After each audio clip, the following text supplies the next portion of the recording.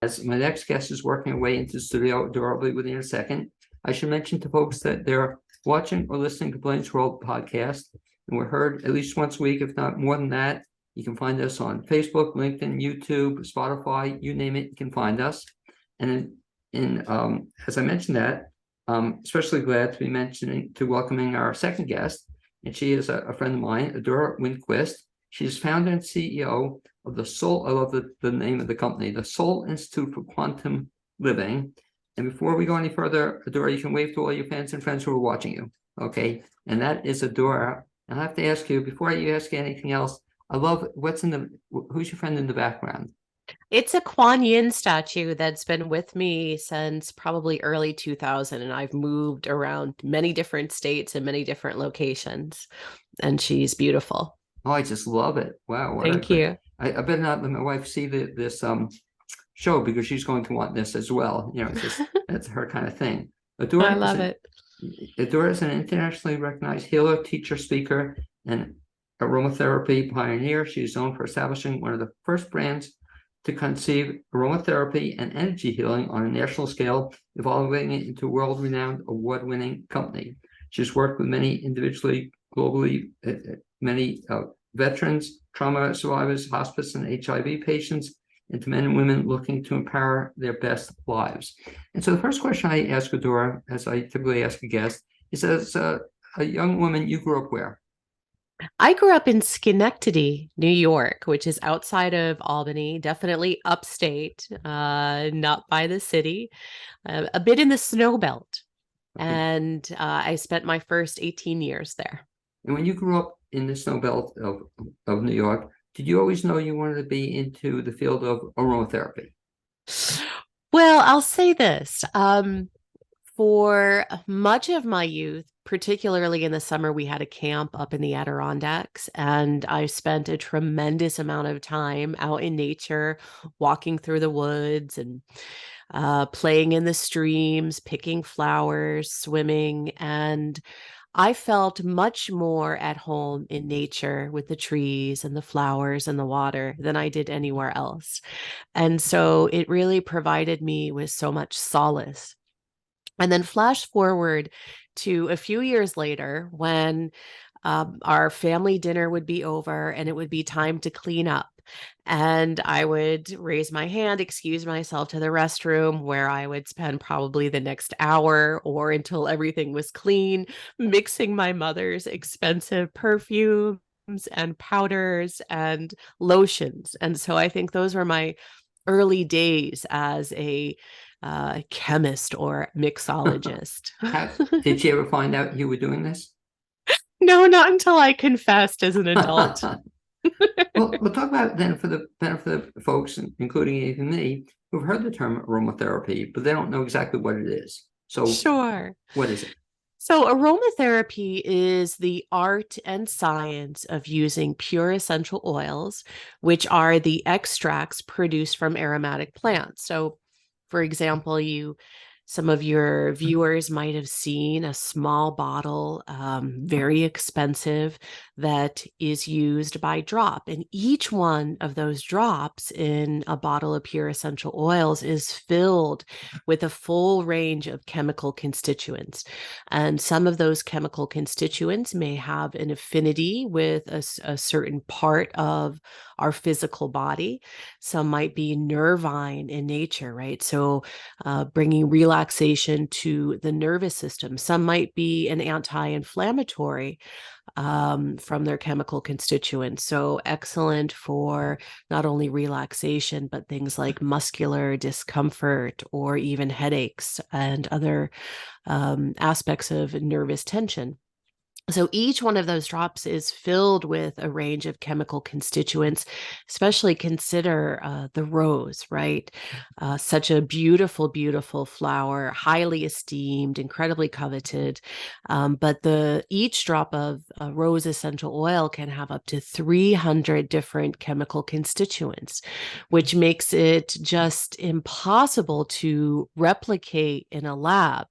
And so many of us that feel as if we have smelled true rose essential oil really never have. because it's one of the most often adulterated essential oils. In fact, I actually happen to have a bottle of pure rose oil from Turkey here, and this probably goes for about $600 to $700. I was just going to say that. Well, tell me how you Yeah. got smart about this whole field. Well, it really started in my late teens, and I actually started with herbalism.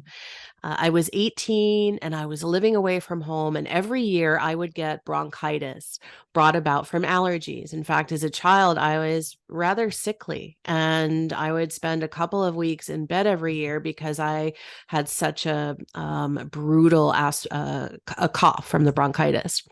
And at this point, at 18, I didn't have health insurance and I didn't have a lot of money. So the one thing I did have, I had heard about herbs. So I went out, I was living on Cape Cod. I went out, I bought a book on herbalism and 5 different herbs: hyssop, thyme, eucalyptus, licorice root, and fresh ginger. And I went home, I studied and created a formula and made my own tea, and was amazed by how quickly I healed.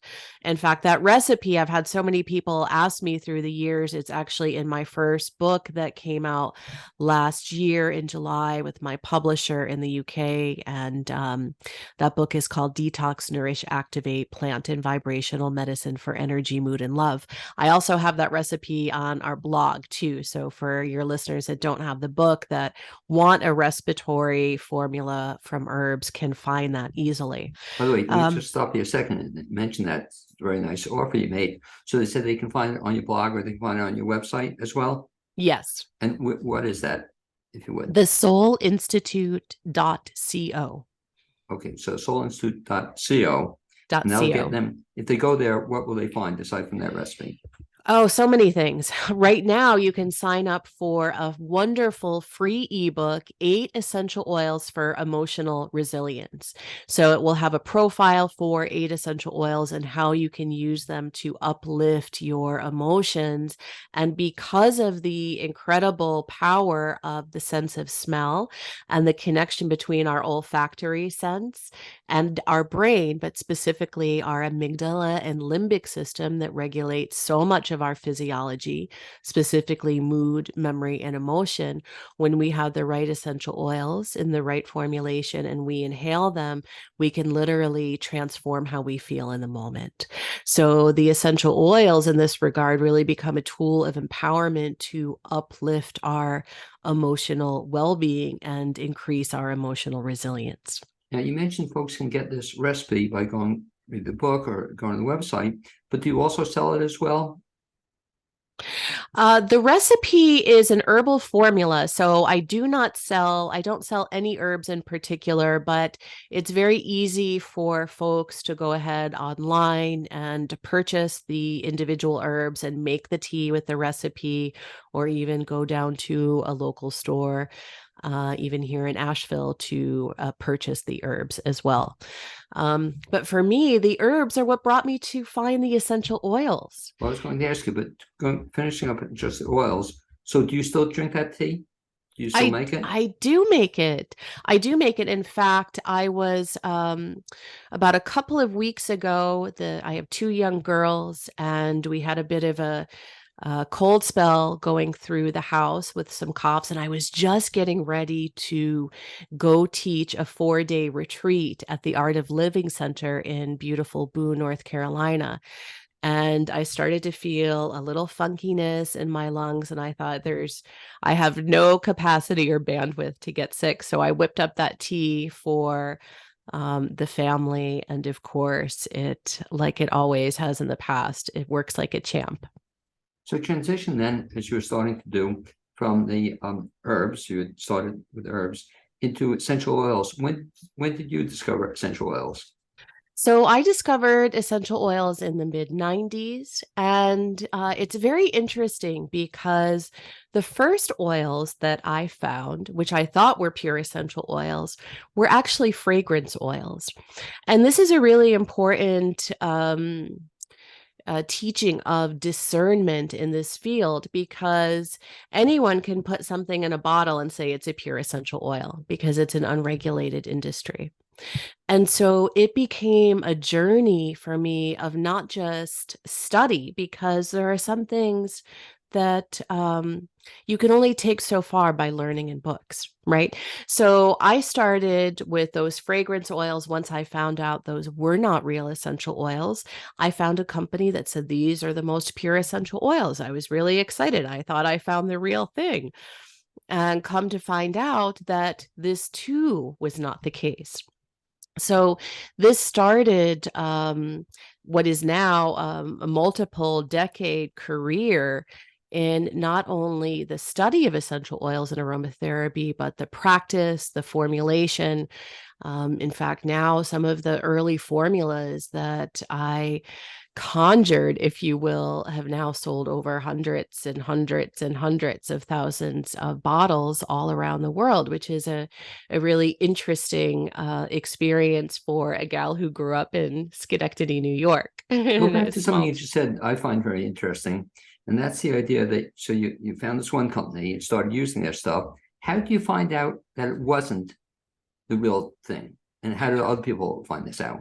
Well, I started by sampling different essential oils. And what you do in this process is you start to build your own lexicon of purity. You start to work with your organoleptic senses, right? The sense of sight, looking at the color of the oil, of course, the scent of the oil. And now at this point, when I come across an essential oil that is synthetic, it always hits a certain part of my nose. But this took many years of education, from travel study to places like India and Egypt, to education at Rutgers University. They had an incredible advanced international essential oil program about 20 years ago. And we would be in the lab and get blindfolded and have to differentiate between different species of lavender and authentic essential oils versus synthetic. So the best thing that I can say to your listeners is you need to build your own relationship with the essential oils. Don't take even what's written in a book or what's told to you in marketing speak as a testament to truth. You know, there's a very common marketing term that is called pure therapeutic grade essential oils. Many people believe that's a scientific quality, a grade of essential oils, but it's not. It's actually a marketing term. So again, this is a field where education is paramount, and also to know that just because something is natural doesn't always mean that it's safe. We have to use things in the appropriate context. The other caveat is that essential oils are produced from Mother Earth, right? From the trees, from the flowers, from the fruits, from the seeds, from the roots. And so we're in a symbiotic relationship with Mother Earth in this regard. There's only so much essential oil that's produced every year. And with over 90% of that being produced for the flavor and fragrance industry, it leaves a wonderful question to ask. What is the level of purity of the essential oils that I'm using, that I am purchasing, whether it's at the health food store or your favorite vendor? Because the bottom line is, if you don't have the relationship at the source level where the material is grown and or distilled, and have that knowledge base, think of all of the points that it's going to go to before it becomes a product on the shelf at your local vendor. The concept of adulteration is, in its own regard, a multi-million-dollar industry. Go back to something else you said. Yeah, if I can.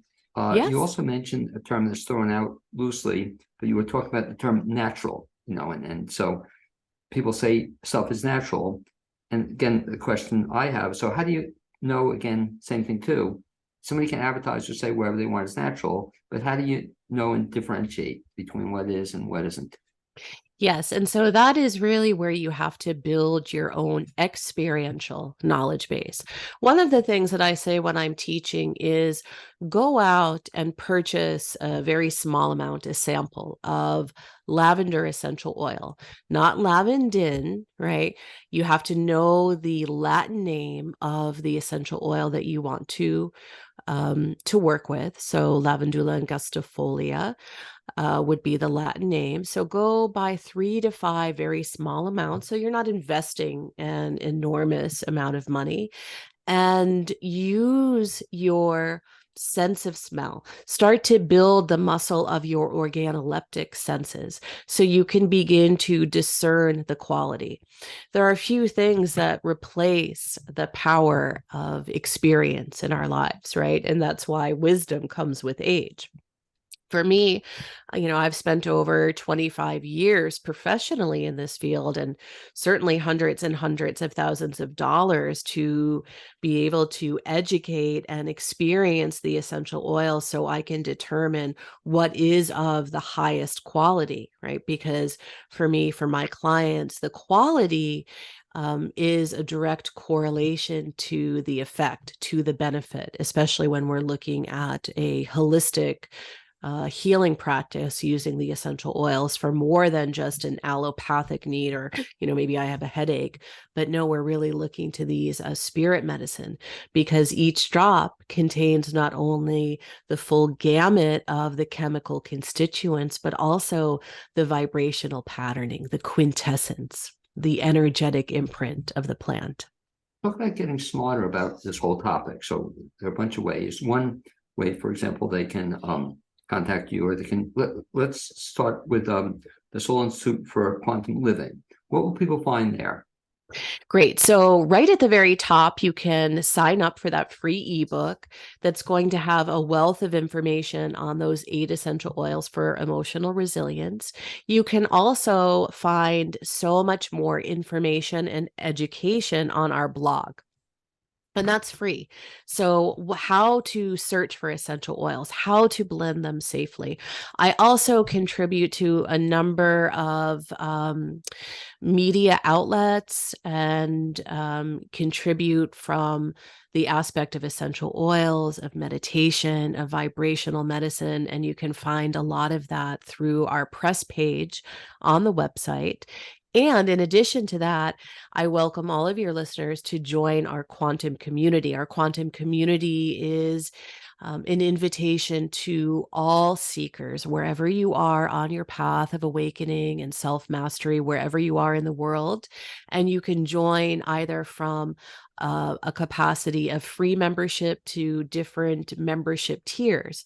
Now, a few things that you will find in the Alchemy Library are 4 pillars of esoteric wisdom and knowledge: essential oil alchemy, crystal alchemy, meditation alchemy, where you can actually listen to the meditations that I do every week for healing, for emotional balance and tranquility, as well as practical alchemy, where you can get a whole host of formulas and recipes that you can make at home, because it's incredibly empowering and beautiful to make your own medicine, because it instills such a sense of self-reliance and self-responsibility. If I can ask you again, the website for that information is what? Is thesoulinstitute.co. And of course, if you Google my name, Adora Winquist, you'll find a whole host of podcasts that I've been on, and pressed contributions, as well as more information about the quantum community. I also lead a number of retreats and have a very brand new program that's launching in December called the Love Frequency. And it teaches people how to live, love, and lead through their hearts, the hearts that really are the source of all creation, and how we can come into the embodiment of our hearts as our true Norse. Talk about that upcoming seminar. So that's going to be said in December. And again, Yes. folks can get information at your website on that as well. Yes, there is information right on the homepage for that. And there's also a number of ebooks that people can purchase there, including the new ebook called The Adora Frequency, which really talks about the pillars and practices of the new program coming out called the Love Frequency. It talks about my journey to healing, and some of the aspects of what it means to really come into our hearts, to be able to heal from the places of pain of the past that we all have, because we've all experienced some degree of adversity in our lives. But when we can let those go and open our hearts to a completely new experience of creation, of living a life of freedom, of wholeness, of fullness, and fulfillment from the soul level, it really becomes such a game changer in terms of how we can live from a perspective of wholeness. And talk a little bit about then the seminar. So it's in December. Is that online or is it in person? So the Love Frequency is a 12-month program. So there are 11 modules, and every month you'll get a new module. It will come through your login. You'll be able to log in and access your course material to do it at your leisure, so to speak. And in that, there'll be teachings, there'll be transmissions, there'll be meditations, and some of the aspects of my published works from the past. And every week, starting the week of 111, there'll be a connection call where we'll all come together. I'll do a specific teaching on the Zoom, and then all of the students will be able to share some of their perspectives. And I'll do a live attunement as well. So we really kind of hit all of the points of experiential learning, and also being able to come together in sacred community, but to be able to do it virtually so people can join in from anywhere in the world. Out of all the stuff you're doing, and certainly a lot of stuff, do you have a preference as to, you mentioned you lead groups, you consult. Do you have a preference as to kind of a favorite thing you do? Hmm.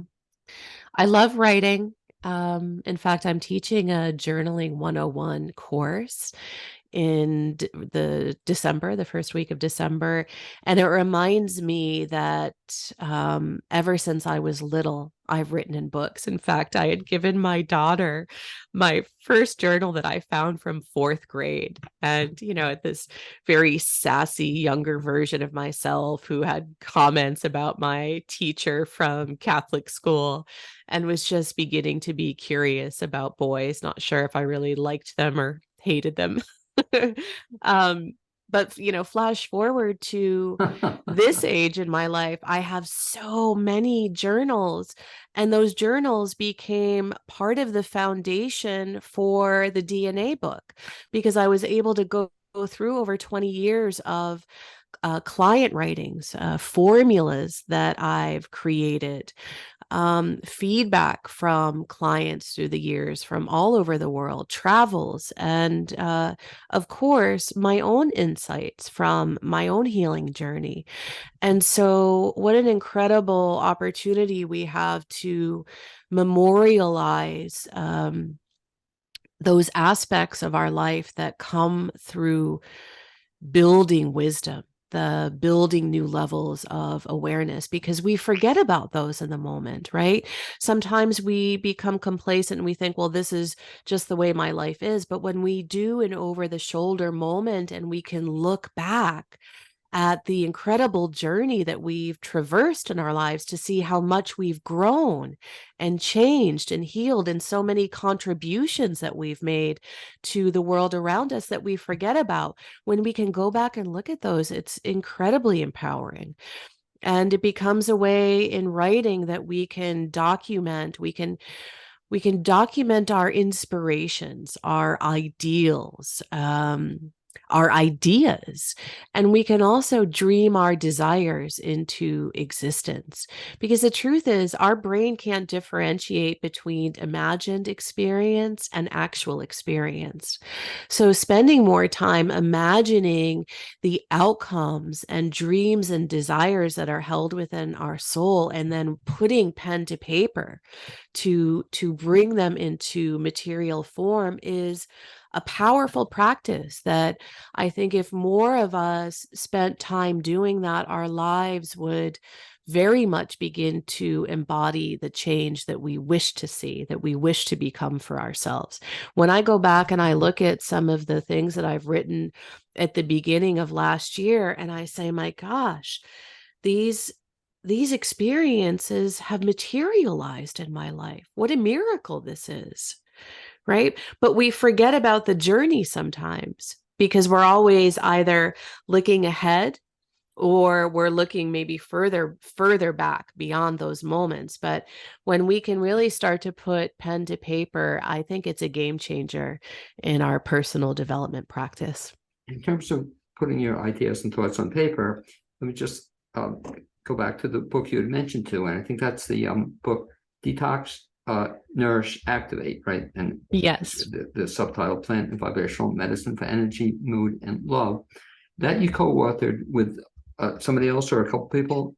I co-authored that with Dr. Lulu Shemek, my ally with the plants, and she's a local Asheville naturopathic physician. So that book is really a revolutionary guide to how we can transform our lives using 11 different alchemical interventions, everything from herbs to essential oils to meditation to nutrition to crystals to other vibrational medicine practices, and how we can specifically look at our adrenal system, our heart, and our brain and nervous system to create this new pathway or roadmap for transformation. And it has a play on words of DNA because it's about healing at the DNA level, but in a very systematic way to detox, nourish, and activate. And those are really the three primary steps to living a sustainable life of health and well-being. How do people get a copy of that book? So you can purchase on Amazon. You can purchase many of the Barnes and Nobles have that. If you're overseas, the publisher in London is aeonbooks.co.uk, or you can go to my site to get a signed copy at thesoulinstitute.co. Okay. And so I just want to conclude by mentioning a couple of things, Adora. Again, if folks want to find out about your books, your writing, your blog, I mean, you have about 27 things you're doing, it seems, simultaneously. I oftentimes ask people such as yourself, so as part of what you do you also have a pair of roller skates to go back? I mean, boy, you're into a lot of different things, are you? A lot of different things for sure. And I have two beautiful young girls and a beautiful partner and home. And, I think the truth is that we are capable of so much more than we're ever taught or led to believe. Okay, and just you being a great example of just doing it, and just getting involved in it. And so I'd like to thank you, Adora Winquist. It's a real treat to again see you. It's been too long, at least on Zoom. So thank you for being my guest the second half hour on the Blaine's World podcast. I'd like to remind our listeners that you can find us on Facebook, LinkedIn, YouTube, Spotify, Apple Podcasts, you name it, you can find us. And I look forward to seeing you same time, same place, or somewhere online. And Adora, if you just stay with me a second as we say goodbye. And again, thanks very much for being my guest the second half hour on the Blaine's World Show. Thanks. Such my pleasure. Thank you, Blaine. Great.